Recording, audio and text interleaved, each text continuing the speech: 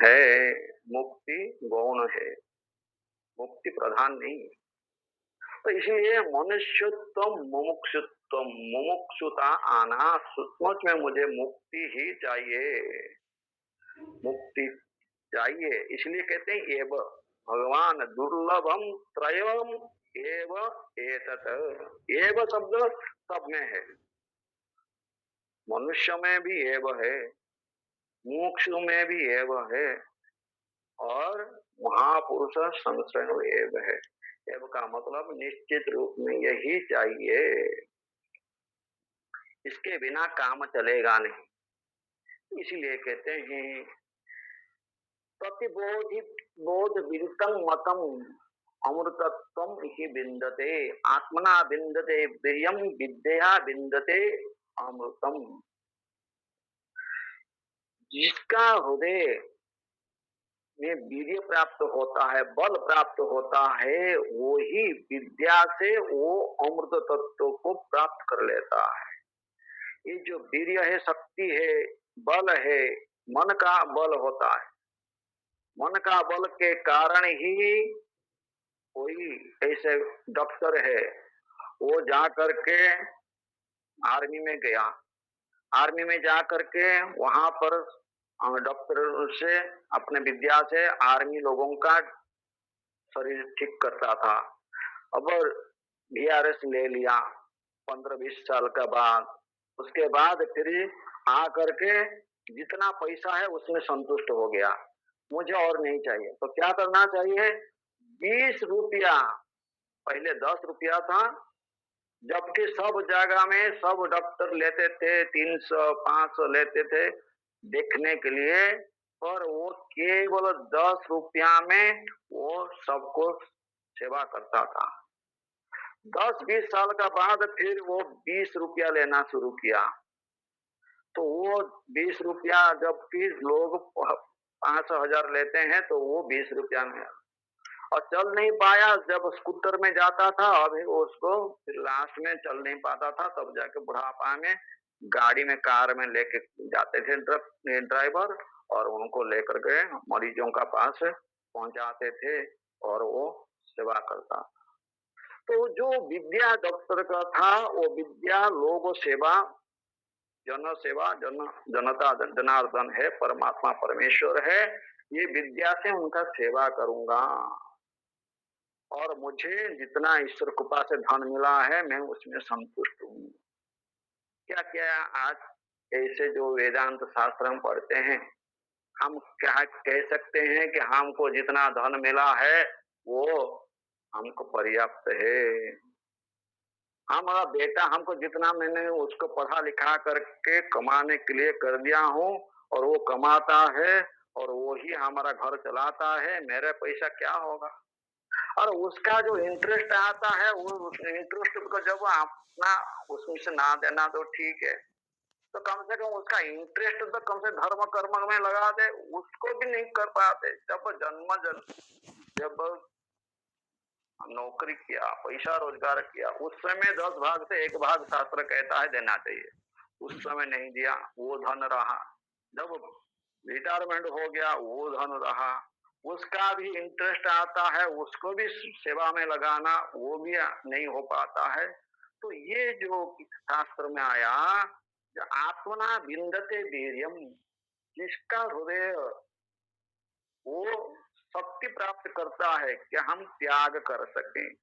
जैसे डॉक्टर ने सोच लिया कि मेरे पास धन जितना है उस धन से मेरे घर चल जाएगा, मेरे बेटे को इतना पढ़ा लिखा दिया हूँ, वो अपना घर चला लेता है, मेरा पैसा लेके करना क्या है, जब तक मुझे मरना है, कब मरूंगा ठीक नहीं, जब तक शरीर है तब तक ये शरीर जो है ईश्वर का है, ईश्वर का सेवा करूंगा, इसलिए किसी से कुछ पैसा नहीं लेना है। अभी लेना भी है, वो दरिद्र से दरिद्र भी भिखमंगा भी 10 रुपया दे सकता है, इसलिए 10 रुपया 20 रुपया से मेरा काम चल जाएगा, उसमें से कोई ये नहीं है। तो वो पैसा के लिए वो नहीं है, केवल नाम मात्र का है, और सेवा करना मूल उद्देश्य है। तो उसके लिए उसका भी जब जब शरीर खराब होता था, तो वो जो रोगी थे वो उनके लिए रोते थे। तो हमारा शास्त्र पढ़ने वाला कितने होंगे जो संसार में ऐसा साधु संत महात्मा जो दरिद्र जनार्दन जो है सेवा करने में मनोवृत्ति होता है। किसका धन के प्रति ऐसा लोग छोड़ देते हैं, कितना वेदांती, कितना धर्म शास्त्र पढ़ने वाले, कितना भक्त होते हैं, छोड़ देते हैं। एक शास्त्र में आता है, इक्ष्वाकु महाराज थे, उनको देवताओं का असुर संग्राम जो होता था तब उस समय देवता जब बुलाते थे वो चले जाते थे, उनके साथ मिलकर के असुरों को परास्त करके जब कई बार आए और देवता लोग एक बार प्रसन्न होकर के उनको पूछ लिए, इक्ष्वाकु तुमने हमको बहुत बार हमारा साथ मिलकर के हम असुरों को हराए, तुम्हारा प्रसन्नता के लिए हम कुछ वर देना चाहते हैं, तुम क्या मांगना चाहते हो तुम मांगो हम देंगे। उस समय वो कहते हैं मांगने से पहले मेरा एक वचन आप सुन करके बताइए कि मेरा उम्र कितना है, मैं कितना दिन जीऊंगा। वो बोलते हैं 2 घड़ी का, बस और कुछ मांगना नहीं है। और जाते हैं 2 घड़ी में अपने परमात्मा परमेश्वर का जो गुरु से प्राप्त जो ज्ञान है उसके साथ के साथ अपने मन बुद्धि को चित्त अहंकार को एकता कर देते हैं और 2 घड़ी में शरीर छूट जाता है, परम गति को प्राप्त कर लेते हैं। ऐसा जो संसार में होते हैं भक्त परमात्मा परमेश्वर का, और अपना धन अपना स्त्री पुत्र सब कुछ वो उनके हृदय में परमात्मा का प्राप्ति मुख्य उद्देश्य करके संसार में कर्म करते रहते हैं। सब कर्म में सब व्यवहार में परमात्मा मुख्य हो जाता है और बाकी सब गौण होते हैं। ऐसा जो शक्ति है आत्मना विंदते वीर्यम, ऐसा जो बल है वो बल से ही ये संसार का वस्तु सब कुछ रहते हुए या सब कुछ छोड़ करके उसका चिंतन ना करते हुए उससे दूर चले जाए और उसके पास में रहे, और अंदर में किसी प्रकार आसक्ति उसके साथ ना रहे, और धन का भी सदुपयोग हो और विद्या का भी सदुपयोग हो, शरीर का भी बल का भी सदुपयोग हो, तब जाके वो विद्या विंदते अमृतम, उस विद्या गुरु प्राप्त से जो विद्या होता है, गुरु शास्त्र से प्राप्त जो विद्या होता है वही विद्या अमृतत्व को प्राप्त करा देता है। यतेद वेदी दत सत्यमस्ति न चेदीह वेदिन महति विनष्टि भूतेषु भूतेषु विचित्य धीराः प्रत्यास्मात् लोकात् अमृता भवन्ति। ये संसार में रहते हुए इक्ष्वाकु को पता चल गया था 2 घड़ी, परीक्षित महाराज को पता चल गया 7 दिन, अपने बेटे को दे दिया कि ये सब तुम्हारा है, तुम राज्य शासन करो, लोगों को कल्याण करो, दे दिया। और इक्ष्वाकु को समय नहीं मिला कि किसको कहें किसका ना कहें। वो जाना ये संसार में कोई चीज अपना स्थायी नहीं है, अपना शरीर जो स्थायी नहीं है उसको छोड़ के जाना है, फिर किसको दें किसको नहीं है तो ईश्वर का काम है, वो जाने वो करे। मेरा तो बस परमात्मा के लिए मेरा शरीर मिला था, मुझे परमात्मा का चिंतन करते हुए ये शरीर छोड़ना है। इसलिए अंत काले मामेव स्मरण मुक्ता कलेवरम, अंत काल में परमात्मा को स्मरण करता है वही उसको प्राप्त कर लेता है। जन्म अभ्यास करते समय शरीर जब है तब वही चिंतन हो, अंत काल में जब वही चिंतन है तो उस समय वो उसी को प्राप्त करता है। कभी कभी ऐसा हो जाता है जैसे भरत जी को हो गया, अंतकाल के समय में बड़े बड़े विद्वान तो थे पर अंतकाल में हिरण का साथ हो गया आसक्ति, और अब के समय में कुत्ते के साथ आसक्ति होता है तो वो कुत्ता बनना पड़ता है। एक गया था वहां पर एमपी में एक जगह है रतलाम के पास, तो वो गांव में जाके मैं रहता था, वहां पर एक मंदिर है शिविका मंदिर, वहां पर महात्मा अपना आश्रम कुटिया बनाए हैं, तो उस कुटिया में रहता था। वो महात्मा नहीं थे, ओंकार में आकर के रहते थे, उनका वहां पर आश्रम है। तो उस समय में जब रहता था वो गांव के जो मुखिया है वो आकर के सेवा करते थे, उनके भक्त लोग आकर के हमारे लिए भोजन पानी लेकर आज सेवा करते थे। तो सुबह सुबह आकर के मंदिर में जब पूजा अर्चना होता था उस समय के कुत्ता आकर के भुगता था और बाकी समय में चला जाता था, कभी नहीं आता था। जब सुबह हो जाएगा उसी समय बिल्कुल आएगा और सब घंटी जब लगाएंगे वो अपने भुकेगा। तो इससे अनुमान क्या चलता है, पिछले जन्म में मनुष्य था, किसी न किसी आसक्ति के कारण शरीर उनका बन गया। शिव जी का भक्त था और शिव जी का अभी भी बुला रहा है, उनका अंतकरण से वही जागृत हो रहता है और वही उसको ऐसा करने में मजबूर करता है।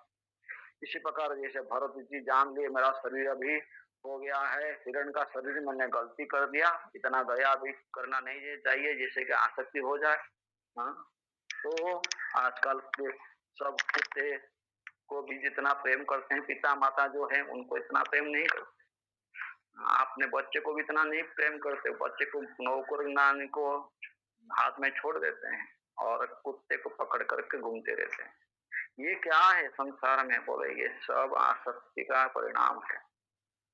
तो इस प्रकार ये मन को संसार से हटाना, हाँ, मनुष्याणाम सचेषु कश्चित् सिद्ध, कोई कोई ऐसा प्रकार होते हैं। तो इसे कहते हैं इसी संसार में ही हमको हमारा शरीर काल जाएगा, वर्ष हो जाएगा, नष्ट हो जाएगा, हमको इसके थोड़ा भय रहना चाहिए और अपना जो सत्य मार्ग में रहना चाहिए, शास्त्र भी श्रवण करना चाहिए, उसके अनुसार हमको पालन करना चाहिए। और इसीलिए ब्रह्मा जी सृष्टि जब करते हैं उनको पता है कि मनुष्य में लोभ प्रधान है और ये असुर हिंसा प्रधान है, देवता इंद्रिय भोग प्रधान है, इसलिए द द द बोले। वो कितने बार मनुष्य को तुम द कार बोलो वो लोभ छोड़ेंगे नहीं। और फिर भी हमको चाहिए क्या है, परम तत्व। तो ये संभव नहीं है, अपना योग्यता बढ़ाना पड़ता है, ईश्वर का अनुग्रह भी प्राप्त करना पड़ता है। इसलिए शास्त्र में आया, भगवान कहते हैं सर्वधर्मान परित्यज्य मामेकं शरणं व्रज अहं त्वा सर्व पापेभ्यो मोक्षयिष्यामि मा शुचः। सर्वधर्मान परित्यज्य, ये जो हम लोकेशणा का धर्म, वित्तेषणा का धर्म, पुत्रेषणा का धर्म, उसमें से काम क्रोध लोभ मोह मद मत्सर ये सब प्रकार का ईश्वर ने जो हमारा हृदय में, मनुष्य को हृदय में रखा है, जिसके को लेकर के संसार में हम कार्यरत रहे, तो ये क्या सब खराब चीज है? बोले नहीं, यही चीज को रहेगा और उसी को ही वो दमन करेगा, तब जाकर पुरुषार्थ माना जाता है। धन रहेगा, धन को दान करेगा तो उसको माना जाएगा ये बड़ा दानी है, कर्ण दानी है। किससे दानी? बड़ा दानी है। क्यों बड़ा दानी है? क्योंकि युधिष्ठिर महाराज भी धार्मिक है, कर्ण भी धार्मिक था, पर भगवान कहते हैं कि कर्ण जैसा दानी दूसरा कोई नहीं है। भगवान सबका हृदय में बात करते हैं, ईश्वर सर्वभूतानां। अर्जुन को ये बात समझ नहीं लगा कि मेरे भाई को, भाई का साथ रहते हैं, बैठते हैं, सब सेवा करते हैं, मैं भाई का प्रशंसक हूँ और भगवान मेरे भाई का साथ रहते हुए उसको भी प्रशंसा करते हैं, फिर भी कर्ण को क्यों ऐसे प्रशंसा करते हैं जबकि वो हमारा विरोधी? पर भगवान के लिए कोई विरोधी नहीं है, शत्रु मित्र असुर देवता सब समान है। जो जिसका अंदर में भाव है उस भाव को सबको पता है, कौन कितना दान करता है, कौन कितना छल करता है, कौन कितना आसक्ति रखता है, कौन कितना ज्ञान प्राप्त किया है, कौन कितना संसार में जीने वाला है, कौन मरने वाला है, कौन किसको कौन चीज गुरु कब किसको प्राप्त होगा, किस बुद्धि से वो स्थिर होगा, ऐसा ऐसा उसका अंतःकरण में बैठ करके ईश्वर सब कुछ जानते हैं। मंगल भवन दानी जो कर्ण है उसको श्रेष्ठ मान परीक्षा करने के लिए चलाए गए कि देखो ऐसे परिस्थिति ईश्वर ने सृष्टि की, भगवान ने सृष्टि की कि बारिश हो रही है और वो